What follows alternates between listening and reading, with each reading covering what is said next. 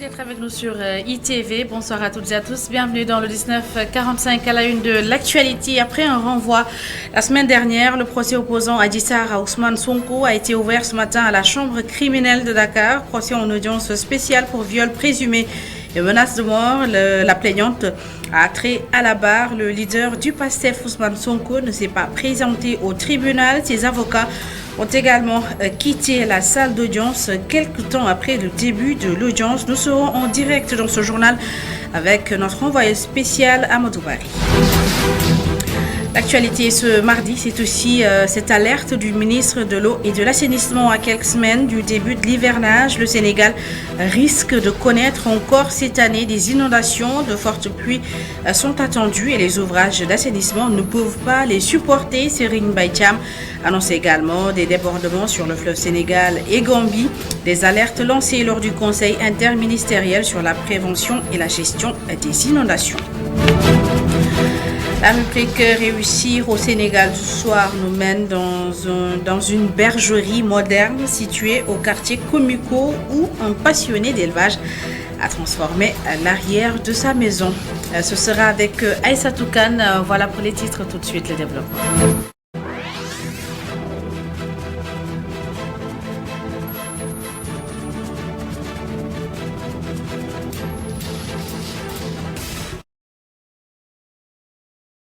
Je le disais tout de suite, à présent, renvoi la semaine dernière. Le procès opposant Adji Sarr à Ousmane Sonko a été ouvert ce matin à la chambre criminelle de Dakar. Procès en audience spéciale pour viol présumé et menace de mort. La plaignante a trait à la barre. Le leader du PASTEF, Ousmane Sonko, ne s'est pas présenté ce matin au tribunal et ses avocats ont quitté la salle d'audience quelque temps après le début de l'audience. Nous sommes en direct avec notre reporter sur place, Amadou Bari. Amadou, bonsoir.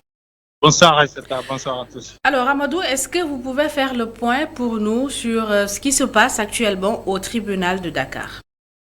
Oui, comme vous l'avez dit, ce fut une journée très longue ici au tribunal de Dakar, particulièrement à la chambre criminelle où l'audience est ouverte tôt au matin à 9 heures. Depuis l'heure, on est là, 10 heures, 10 longues heures, hein, nous sommes là. Alors là, nous sommes en pause depuis quasiment 2 heures. Ce fut une journée très longue et dans l'après-midi, on a entendu pour la première fois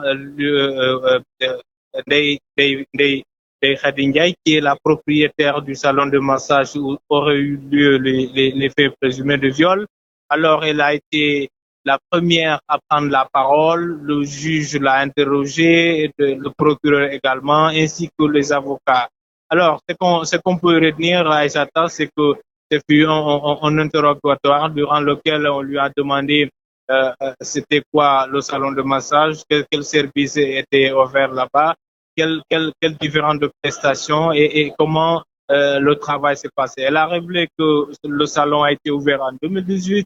Elle a offert plusieurs services, pédicure, manucure, de massage, différentes sortes de massages. Elle a expliqué la séance, comment elle était facturée à 20 000 francs CFA.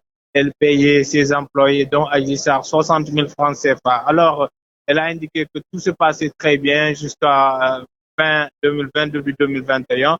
Et elle a expliqué qu'elle ne faisait qu'un travail qui est légal, qui est reconnu par tout le monde. Alors, ça a été tout le contraire par son employé, Adji Sarr, qui a pris la parole. Par la suite, elle a réitéré ses accusations contre Ousmane Sonko, qui l'aurait violé à maintes reprises avec une arme. Et puis, durant plusieurs séances, elle a expliqué un peu les coulisses, comment ça s'est passé, comment beaucoup de séances de viol se sont déroulées. Et elle a rapporté tout ça dans un langage parfois peu diplomatique et voilà, dont nous ferons taire ici devant le public. Alors, en tout cas, elle a soutenu tout le contraire de ce qu'a dit la propriétaire. Ce salon de massage était juste un prétexte, mais c'était quasiment un lupanar où plusieurs pratiques étaient exercées illégalement. Alors, auparavant, c'était les avocats de Ndeye Khady Ndiaye qui avaient pris la parole tôt le matin, à peine l'audience ouverte, pour demander un renvoi pour étudier le dossier parce qu'ils prétextent n'avoir pas eu beaucoup de temps pour étudier le dossier de 477 pages de vidéos et des audios. Alors, une demande qui a été rejetée par le procureur et le principal juge Issa Ndiaye qui ont notifié tout simplement qu'ils ont eu assez de temps pour se défendre. Alors, les avocats de Sonko, vous l'avez dit, Sonko, lui, il a brillé par son absence. Par contre, ses avocats étaient là, ceux qui assurent sa défense étaient là. Alors, eux aussi, ils ont pris la parole pendant plus d'une heure. C'est vu un débat très houleux. Alors, ils ont invoqué plusieurs raisons pour lesquelles Sonko n'a pas déféré devant la convocation. Première raison, il n'aurait pas reçu régulièrement la convocation, la citation directe. Deuxième raison, ils viennent de se constituer et qu'ils n'ont pas eu assez de temps pour étudier le dossier. Troisième raison, c'est que aujourd'hui, il n'y a pas eu les conditions n'étaient pas réunies pour la sécurité de leurs clients pour qu'ils répondent. L'autre motif invoqué par les avocats de Sonko Aïssata, c'était pour dire tout simplement l'absence de plusieurs témoins clés du procès et absence face auquel l'audience ne devait pas se tenir. C'est à quoi le juge a répondu non et il a retenu le procès, c'est-à-dire il a décidé de juger l'affaire qui est quand même qui est pendante devant la justice depuis maintenant plus d'un an. Très bien, merci beaucoup Amadou Barry qui suit pour nous ce procès depuis ce matin au tribunal de Dakar. Il vient de le dire, le leader du PASTEF, Ousmane Sonko, est à Ziguinchor. Et à Ziguinchor où il se trouve justement des partisans du pouvoir ont voulu organiser une manifestation pour l'inviter à aller répondre à la justice. Une marche finalement interdite par le préfet de Ziguinchor. Les initiateurs de cette marche promettent de revenir à la charge. Voici à ce propos les explications de Souleymane Ndiaye, il est le directeur général de la SAP. On ne va pas accepter un citoyen sénégalais lambda vraiment défie la République, défie les institutions de la République et ce dernier dit pour demain être dans la République les Sénégalais de lire. Mais l'avertissons également ces partisans qui ont saccagé ma maison récemment à Goudomp. Qu'ils se le tiennent en Suleiman. Personne ne peut mentir. Jamais de la vie. Si j'étais un peureux, certainement je ne serais pas là. Et moi, j'étais à marcher à la maison. Pas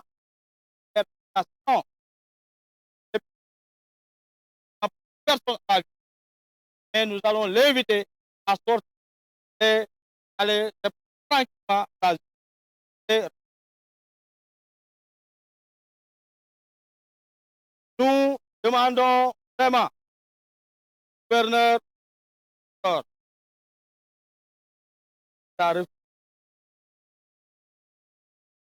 et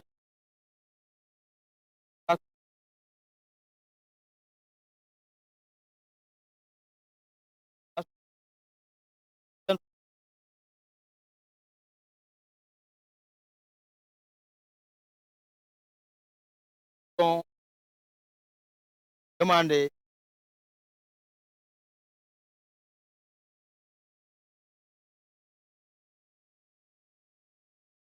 Vous l'annoncez dans les titres également, le Sénégal risque de connaître cette année, durant l'hivernage, des débordements de pluies extrêmes sur la façade ouest du pays. Le ministre de l'Eau et de l'Assainissement alerte sur les risques d'inondation. D'après Serigne Mbaye Thiam, les ouvrages d'assainissement ne peuvent pas supporter ces pluies. Il l'a fait savoir lors du Conseil interministériel sur la prévention et la gestion des inondations. Je vous propose de l'écouter. L'agrimet travaille sur les prévisions météorologiques au niveau de la zone. Et ce qui est indiqué, c'est qu'on aura une précoce de la saison des pluies sur la partie nord, centre et ouest. On aura pour la période mai, juin, juillet, un cumul pluviométrique excédentaire sur une bonne partie du territoire, excepté la partie de notre territoire.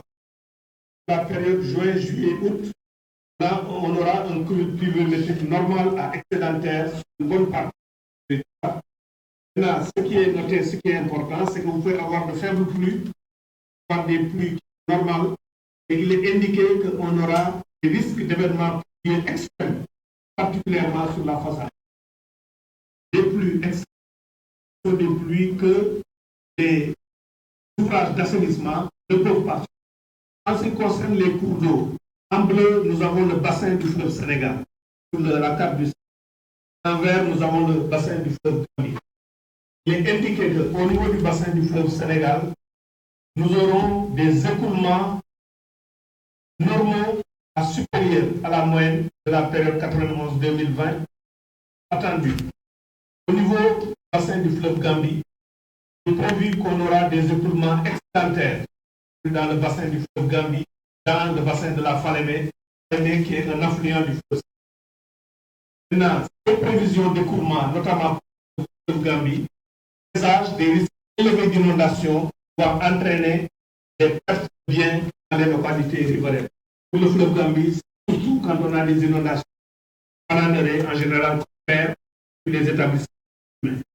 Serigne Mbaye Thiam s'exprimait en marge d'un conseil interministériel présidé par le Premier ministre Amadou Ba. Plusieurs autres questions relatives à la prévention et à la gestion des inondations également étaient soulevées. Il s'agit entre autres de la réhabilitation et de l'entretien des ouvrages d'assainissement. Plusieurs recommandations ont été faites par le Premier ministre aux autorités en charge de ces questions. Voyons le compte-rendu de Mame Seynabou Babou et Mafalfa.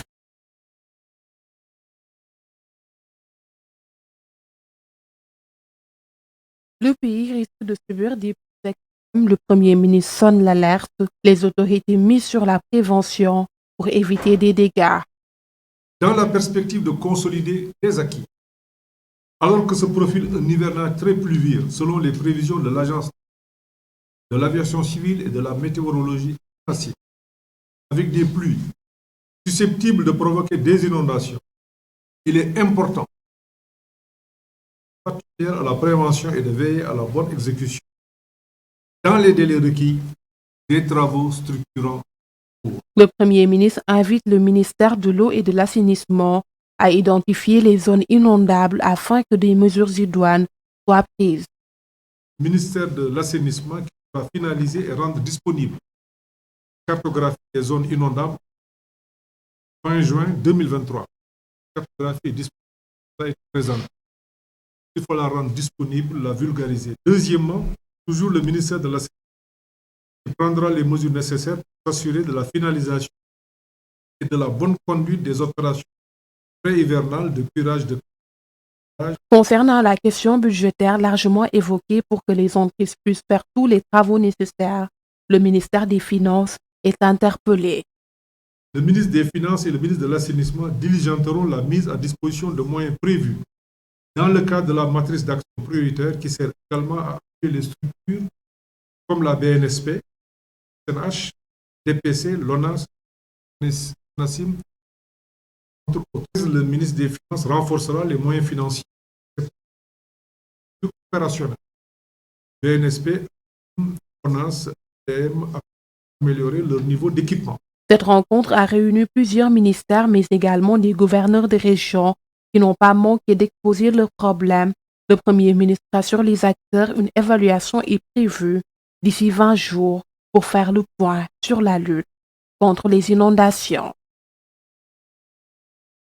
La question des inondations qui se pose également à Doundou, c'est dans le Dandé Mayo Nord où le mouvement Bulletin Nul interpelle les autorités sur les difficultés auxquelles les populations font face dans cette partie du pays durant l'hivernage. Face à la presse, les membres de ce mouvement ont également posé d'autres doléances sur la table. Voyons tout cela avec Amadou. C'est par un port de brassard rouge que les membres du mouvement dit Bulletin Nul se sont mobilisés pour manifester leur colère. Venus des localités de Dandemayo Nord, du long de la vallée du fleuve de Djordivol à Dondou, ces membres du mouvement alertent le régime de Macky Sall sur les maux que souffre selon eux depuis des siècles cette partie enclavée de la 11e région à l'approche de l'hivernage. Constatant que depuis la manifestation du 4 juin 2022, aucune initiative sérieuse allant dans le sens de répondre aux préoccupations des dites populations de Dandemayo, le mouvement des Bulletins Nuls a décidé d'organiser ce point de presse pour alerter les autorités de la République, en l'occurrence M. Macky Sall, que la population du Dandemayo ne souhaite plus vivre la situation que l'hivernage précédent suivante. En effet, les fortes pluies, avec l'état de la route facilitant, avaient engendré la coupure du tronçon Nguidjilane-Orefondé entre Dombou et Le mouvement du bulletin blanc a posé sur la table de l'État des vieilles doléances et promesses que le régime en place n'arrive pas à concrétiser après 11 ans de règne. avec la construction des centres de santé, parce que nous voyons à chaque fois des femmes vouloir donner la vie, perdre la vie en même temps à cause de cette route impraticable et coûteuse. De lycées modernes, de centres de formation pour les jeunes en déperdition. Par ailleurs, toute la zone du Dandemayo est sous une insécurité. Pour rappel, ce même mouvement avait sanctionné le parti au pouvoir aux dernières élections législatives dans le Dandemayo Nord avec 700 bulletins blancs. À moins de 10 mois de l'élection présidentielle, les membres du mouvement n'écartent pas de rejoindre l'opposition si le président Macky Sall ne réagit pas. Désenclavement de Djibanar, c'est dans le département de Goudomp. La SAPCO offre aux habitants un bateau vedette pour faciliter la traversée du fleuve Casamance dans cette localité du pays. Les populations rencontrent d'énormes difficultés pour rallier la capitale régionale. La SAPCO s'est aussi engagée à réhabiliter le quai d'embarquement. Les détails dans cette correspondance d'Ousmane Demba. C'est une pirogue en fibre de verre qui est mise à la disposition des populations de la commune de Djibanar. Par ce geste, la Société d'aménagement et de promotion des côtes et zones touristiques du Sénégal entend contribuer à la modernisation du transport fluvial, explique son directeur.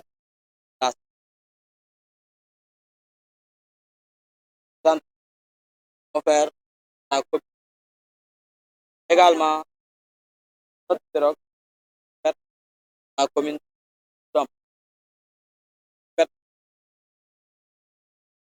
la Corée.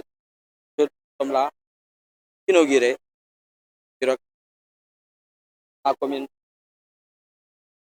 Garantir la sécurité à l'embarqueur, Souleymane Diaye s'engage à réhabiliter le ponton en bois fort. Nous avons même pris l'engagement de construire moderne, comme le ponton. Les travaux vont démarrer. Le ponton, ça fait conformément aux normes vraiment en vigueur. Sur la question de l'éclairage public, le DG de la SAPCO, par leur secrétaire général de la STD, promet d'aider pour les populations localités dont le favoritisme allié. Le chef de l'État, vraiment sa vision est délicate. Et moi, je ne suis pas en charge de l'âge public. Et je connais également d'autres structures de l'État. Je vais leur en parler. Je sais qu'ils font leur travail correctement.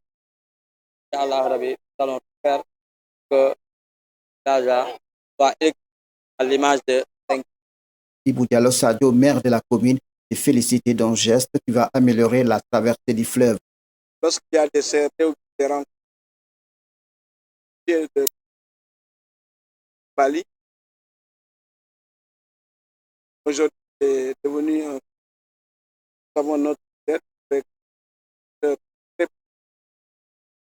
donc il fait 16 minutes qu'il a expérimenté le depuis lors on l'a attendu ce jour d'une grâce.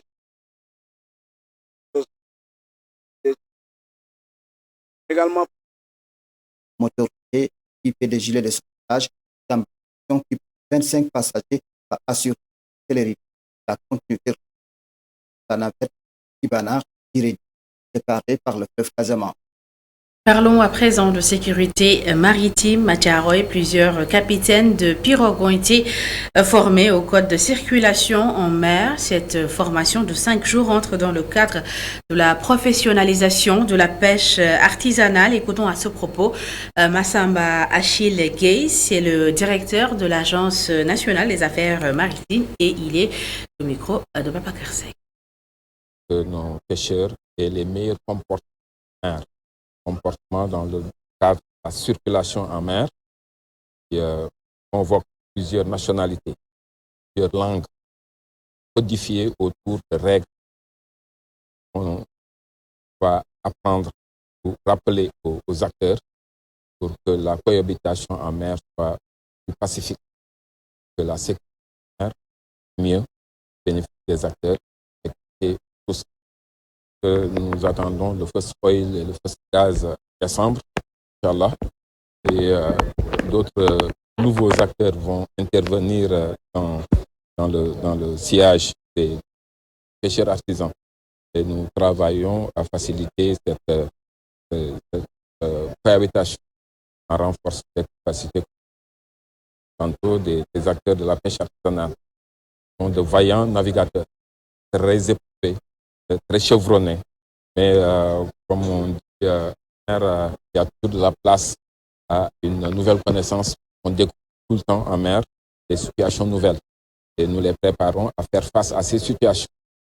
Situations sécuritaires qui permettra aux marins d'aller, de revenir pour profiter du travail qu'ils sont en train de faire. Dans l'actualité, également, une partie du secteur privé se démarque et crée une chambre de commerce parallèle. Le groupe secteur privé et développement et le Conseil national des dirigeants d'entreprises du Sénégal justifient cette dissidence par des manquements notés dans le fonctionnement et le renouvellement des instances. Un bureau provisoire a été installé et les dissidents demandent aux autorités concernées d'avaliser leurs activités. Ami Diouf. Pour combler le gap dans le secteur privé, la coalition And Defarat Chambre de commerce décide de mettre en place provisoirement un bureau exécutif. Biran Yayawan est porté à la tête de la Chambre de commerce, d'industrie et services. Le collectif rejette les compétences du président de la Chambre de commerce, d'industrie et d'agriculture de Dakar, Abdoulaye Sow, et note l'illégalité de son bureau. Nos acteurs installons provisoirement un bureau exécutif nommons Yayawan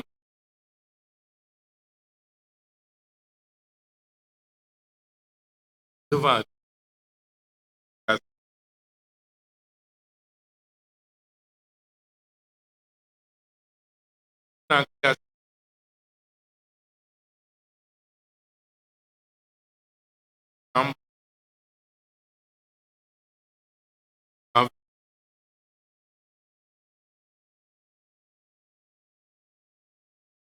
Ces acteurs qui ne sont pas satisfaits du travail d'Abdoulaye Sow et de son équipe invitent les acteurs économiques régionaux à procéder à l'installation de bureaux provisoires. Le but est de faciliter les échanges.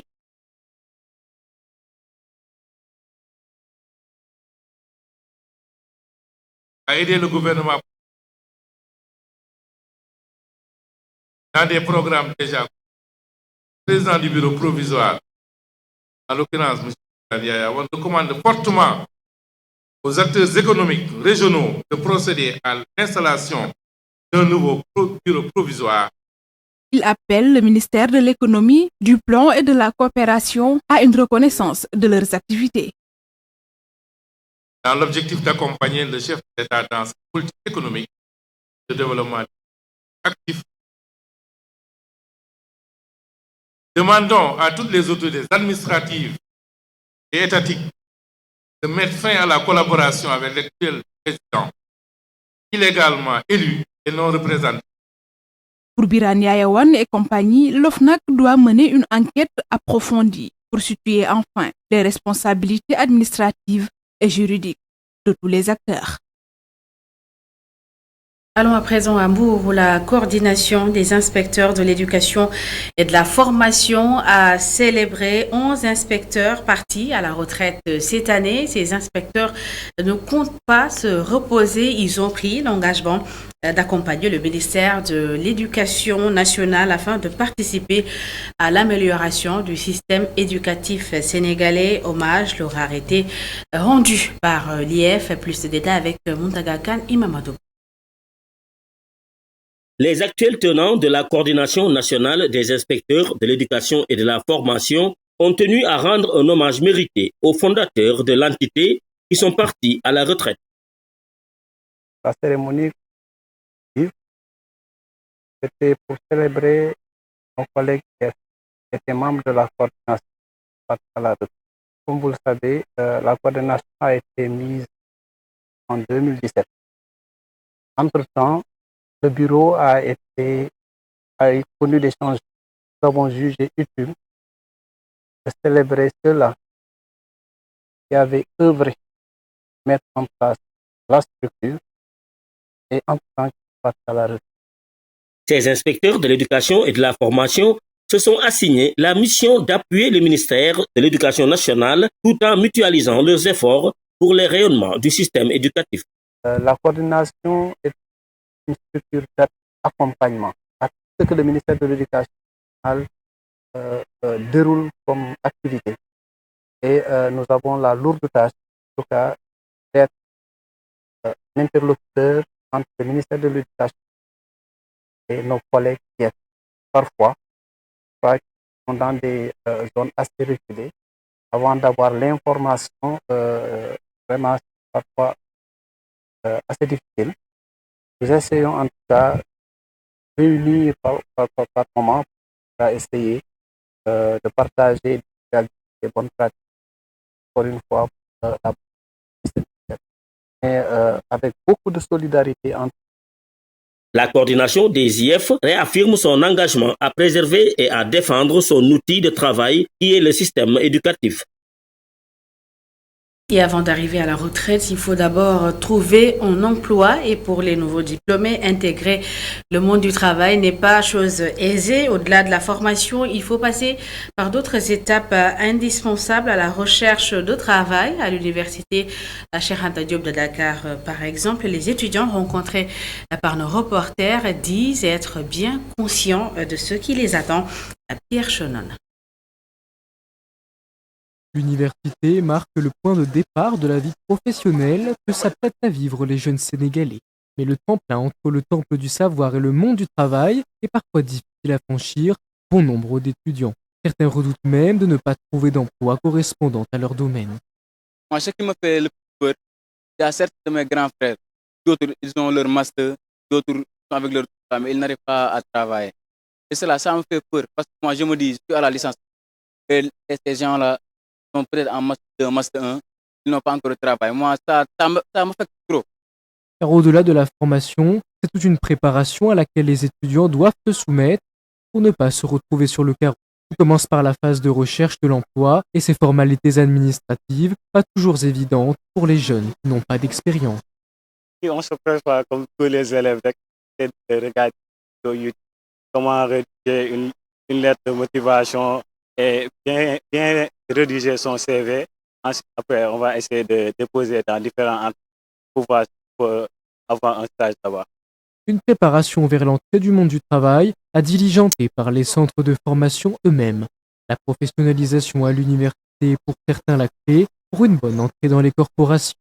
Parce que jadis, pour avoir un stage très difficile, tant que tu peux avoir la licence en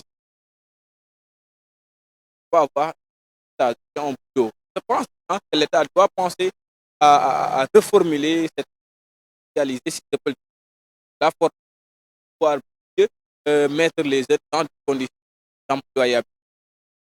En février dernier, le regroupement des diplômés sans emploi opérait une manifestation dans la capitale afin d'alerter le difficile accès à l'emploi des jeunes dans le pays. Au dernier trimestre de 2021, le taux de chômage des 15-24 atteignait les 20,1%.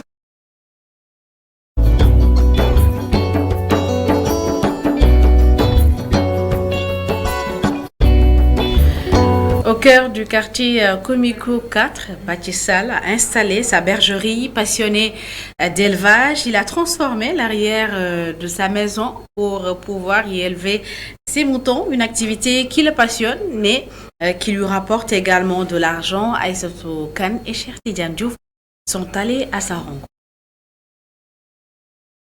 Dès notre arrivée, l'atmosphère juste nous en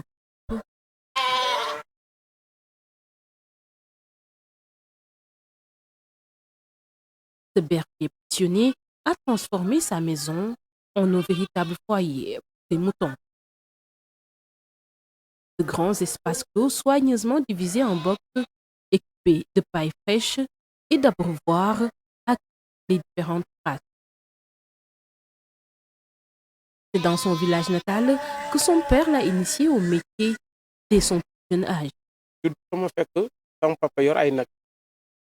Mon père était éleveur et j'ai suivi ses pas en faisant de l'agriculture et de l'élevage. Je revendais même le lait de nos vaches. J'étais très jeune, c'était en 1990. C'est à l'âge de 16 ans que j'ai décidé de quitter le village pour venir à Dakar, chez mes oncles.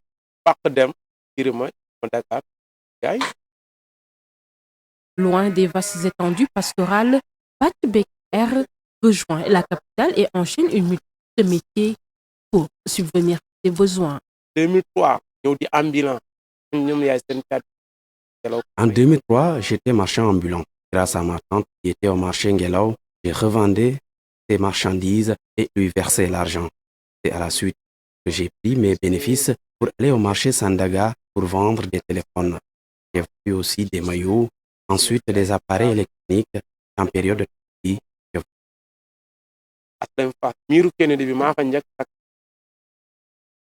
Aujourd'hui, le natif de Koumpentoum a su bâtir une bergerie prospère dans sa propre maison. Quand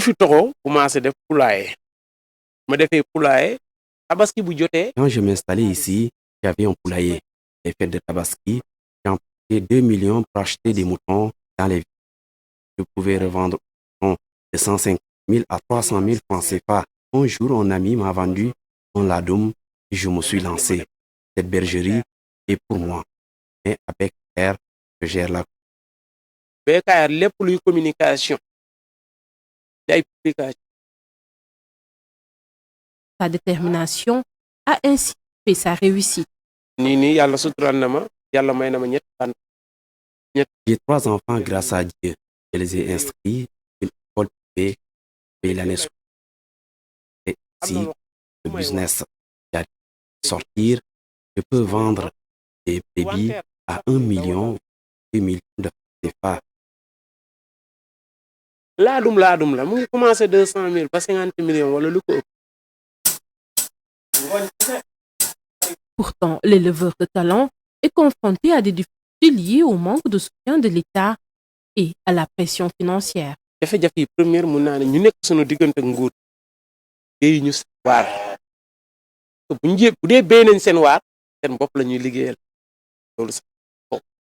première difficulté est liée au manque de soutien de l'État qui ne remplit pas ses obligations.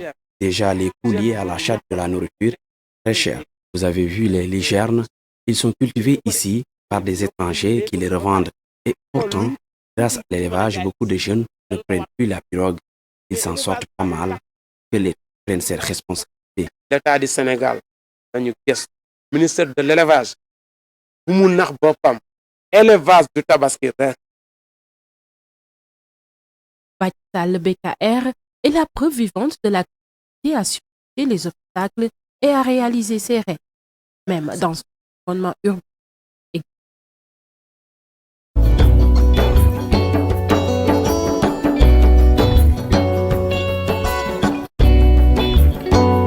Aïssatou Kane, merci. C'est la fin de cette édition. Merci à toutes et à tous de l'avoir suivi. Merci de votre fidélité. L'information continue sur notre site internet, le www.emedia.sn. Bonne suite des programmes.